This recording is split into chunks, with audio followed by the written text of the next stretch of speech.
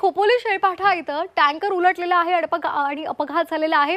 अपघातानंतर टँकरला आग सुद्धा लागली आहे। टँकरला लागलेल्या आगीमुळे रस्त्यालगत असलेल्या गवताचा पेट घेतला। आग पसरायला सुरुवात झालेली आहे आणि यामुळे रस्त्यालगत डोंगरावर असलेल्या वस्तीला धोका निर्माण झालाय। परंतु खोपोली नगरपालिका, JSW, टाटा कंपनी आणि इतर अग्निशमन दलांनी आगीवर नियंत्रण मिळवले, त्यामुळे मोठा धोका टळला। या संदर्भात अधिक माहिती घेणार आहोत आमचे प्रतिनिधी प्रफुल्ल पवार यांच्याकडून। प्रफुल्ल, नेमकी किती वाजता ही घटना घडलेली आहे आणि सध्याची काय स्थिती आहे? आग विझली आहे का?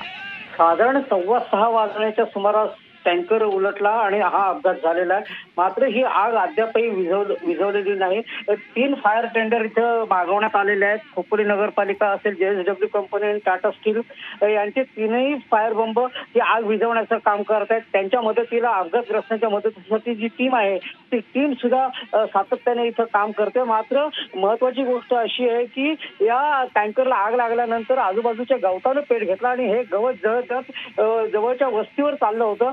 मात्र ही आग त्या वाडीकडे, वस्तीकडे जाणारी जी आग होती ती विझवण्यात यश आलेलं आहे आणि त्यामुळे मोठा धोका टळलेला। मात्र आग विझवण्याचं काम अद्यापही सुरू आहे। बऱ्याचपैकी आग नियंत्रणात आल्याचं सांगितलं जातंय।